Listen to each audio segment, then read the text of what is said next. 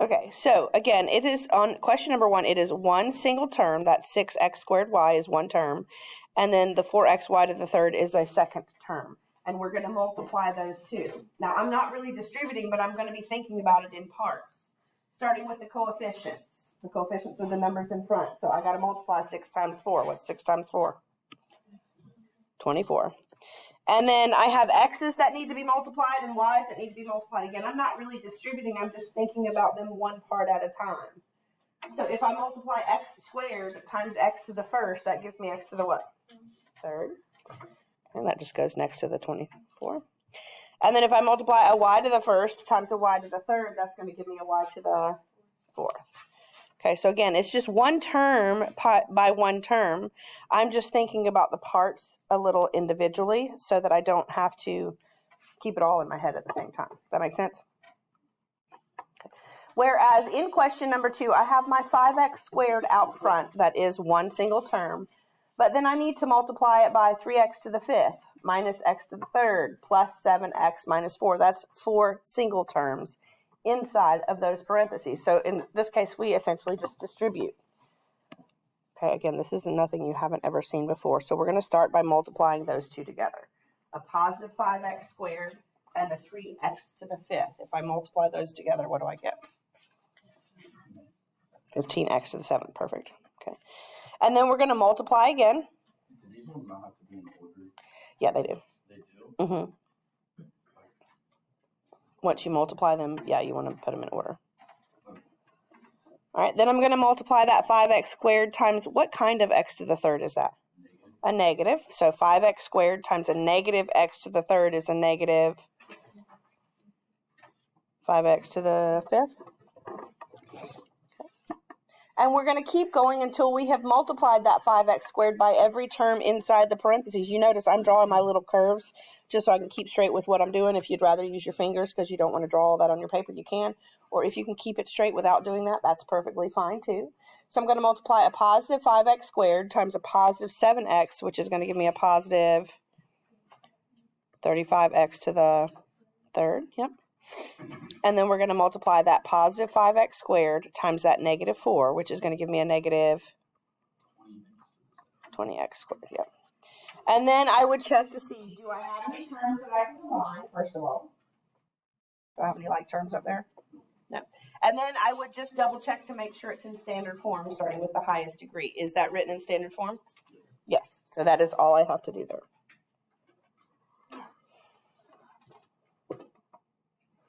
Everybody remembers doing this. Right. Alrighty.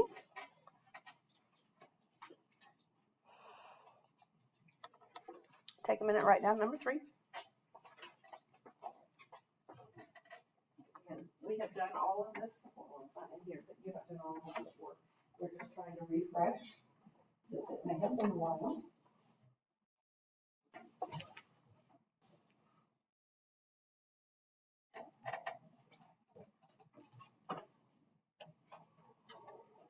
I have, for number 3, 2x minus 3 in the first parenthesis. Now I'm going to multiply it by 4x plus 5. How many terms are in the first parenthesis?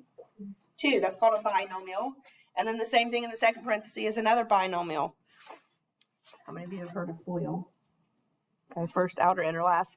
It's essentially just distributing. And FOIL works if it's a binomial times a binomial, but we won't always be doing that. Sometimes we'll have bigger terms. So we just need to make sure we understand the process. The process of FOIL is basically we take that first term in our parenthesis. If I can get my pen to work. This 2x, and we are going to distribute it to both terms in that second parenthesis. Okay, so let's do that first. What's 2x times 4x? 8x squared. Okay. And then 2x times positive 5 is a positive 10x, right? Then we take the second term in our parenthesis, which is what kind of 3? Negative, and we're going to multiply it by both terms in that second parenthesis as well.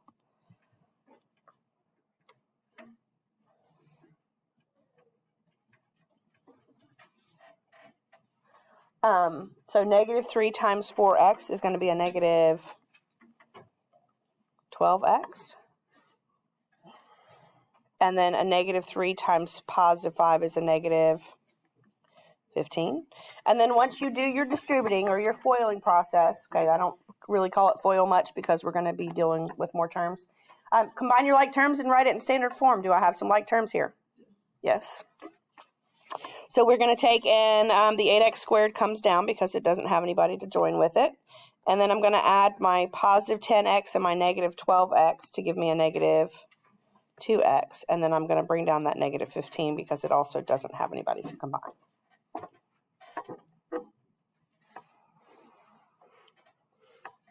that make a little bit of sense? All right, number 4.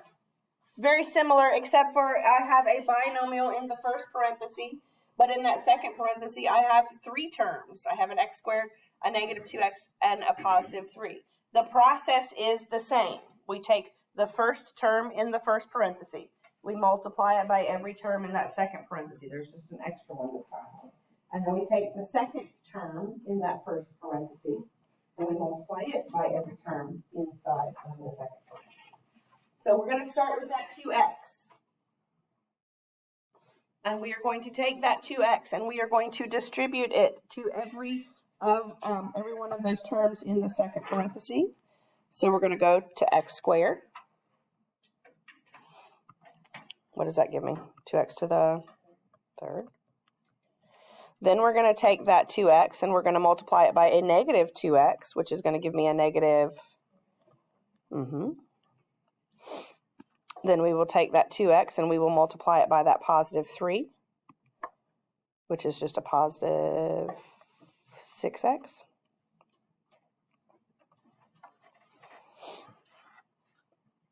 And then we just repeat the process with that second term. That negative 5 is going to get multiplied by all 3 terms in that second parenthesis. Whoops. So negative 5 gets multiplied by the x squared.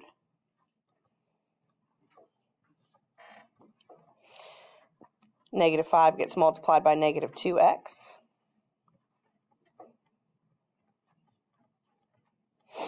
And then negative 5 gets multiplied by that positive 3. And now that I have multiplied each term in the first parenthesis by each term in the second, I am going to combine my like terms, write it in standard form, starting with that 2x to the third. It doesn't have any friends to go with it, so it's going to come down. Then I have a negative 4x squared and a negative 5x squared, which is going to give me a negative 9x squared. Then I have a positive 6x and a positive 10x, which is going to give me a positive 16x. And then that 15 also does not have a friend to combine with it, so we're going to bring it down. And we should get 2x to the third minus 9x squared plus 16x minus 15. Everybody good with those? Anybody have any questions? All right, I want you to try 5. It's exactly the same with the exception of there's one extra term. So you have 3 terms in the first parenthesis that need to be distributed to the 3 terms in the second parenthesis. You will end up with several terms here. Just be careful not to lose any of them. Being very careful with your signs and your exponents. Just take your time. We'll figure this out.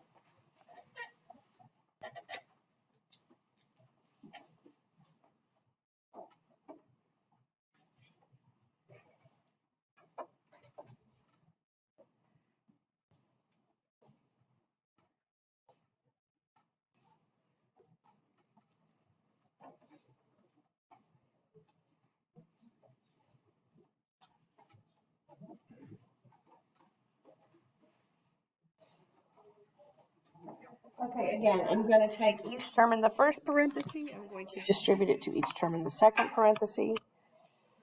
So let's see. 2x squared times x squared is 2x to the fourth. 2x squared times negative 5x is a negative 10x to the third. 2x squared times 7 is a positive 14x squared. Then I do the negative 3. Negative 3x times x squared is a negative 3x to the third. Negative 3x times negative 5x is a positive 15x squared. And a negative 3x times 7 is negative 21x. And then I just have that last term that still has to be multiplied. So the positive 1 times x squared is just x squared. 1 times negative 5x is negative 5x. And then 1 times 7 is 7. If my pen would cooperate with me. All right, starting with the first one, I've got 2x to the fourth.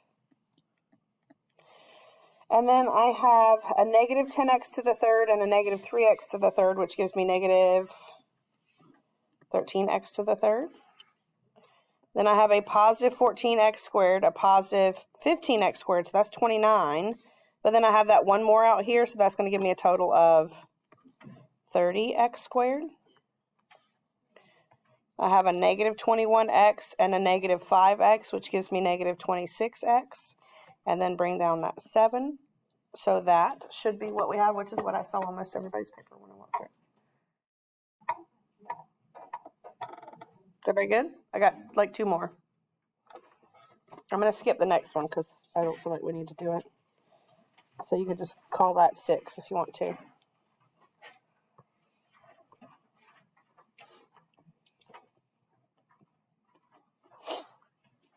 The reason we're doing a question like this is because every year I have people making the same mistake on this question. We haven't really talked about exponents yet, so that's a good thing. But if I have that 2x minus 1 in parentheses and then I have a square on it, what does it mean to square something? Multiply it by itself. What I do have happen a lot with questions like this is people say, oh, I'm going to square that, which means I'm just going to square the 2x and I'm going to square the 1, and they tell me it's 4x squared plus 1 or 4x squared minus 1. Neither of those are correct, okay? When you have a, a binomial squared, the very first thing you need to do is to do what a square means, is to multiply it by itself. So that means I want you to write it twice, and then you can distribute it out, okay? It does not end up being 4x squared plus 1 or 4x squared minus 1. Okay? You don't just square the terms. You actually physically need to write it twice and multiply it out just like we did with question number 3.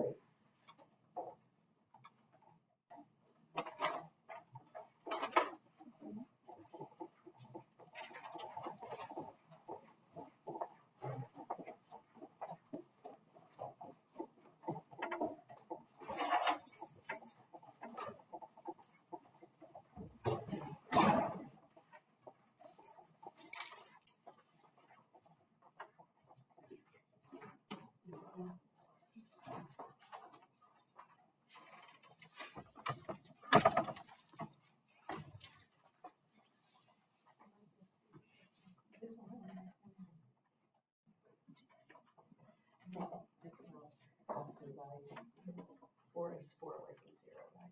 What else is 4 away from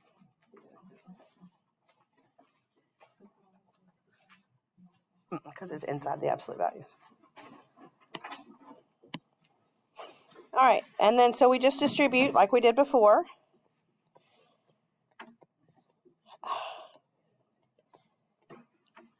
Sorry, I have to sneeze. Oh, sorry. So 2x times 2x is 4x squared. 2x times negative 1 is a negative 2x. Negative 1 times 2x is negative 2x. And negative 1 times negative 1 is positive 1. And then when we combine our like terms, we end up with 4x squared minus 4x plus 1, which is different than those, right? So make sure anytime you have a binomial squared that you write it twice and then multiply it out. Everybody okay with that? All right, last one.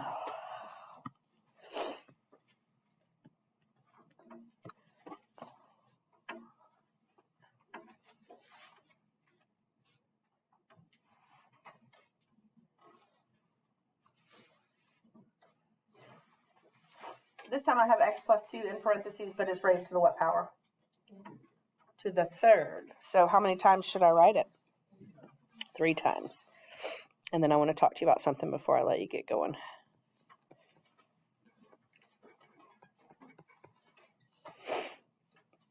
Okay, so I have x plus 2 times x plus 2 times x plus 2. Some people try to multiply a little too much. So let's think about multiplying 3 things together. We'll go basic. If I were to go 2 times 3 times 4, would I do 2 times 3, then 2 times 4, and then multiply? No. I just do 2 times 3, whatever that answer is, then I take it and multiply it by the third piece, right? So it's the same concept here with our binomials. We can only multiply 2 at a time. So what I want you to do first is multiply the first 2 together. You're going to leave that last one out to the side until you get the result of whatever you get when you multiply the x plus 2 times the x plus 2, okay? With these, you can only do 2 at a time. So start with 2 of the x plus 2s. Multiply them out. And then whatever you get from that, you can then multiply that by the third x plus 2.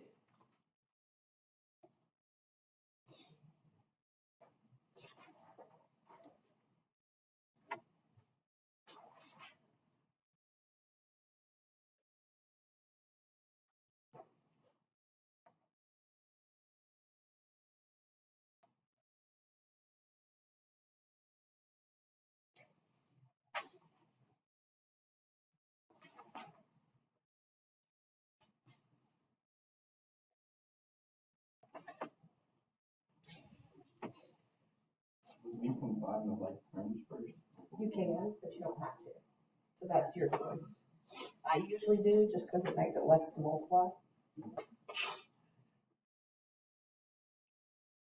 But you don't have to, you'll still get the same thing.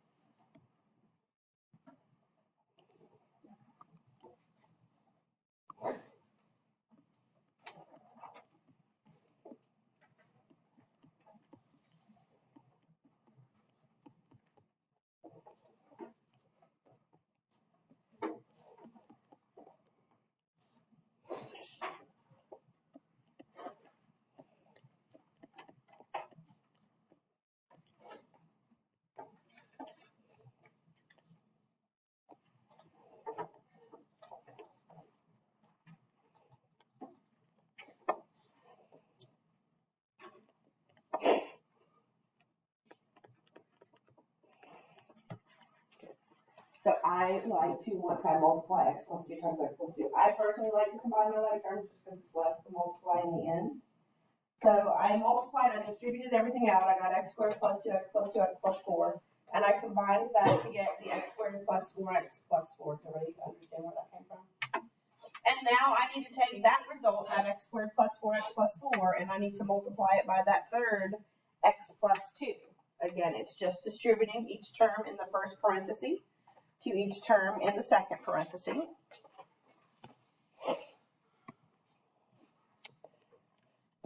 So that's x to the third plus 2x squared. And then 4x times x is 4x squared. 4x times 2 is 8x. And then multiply that 4. So 4 times x is 4x, if my pen would write. And then plus 8.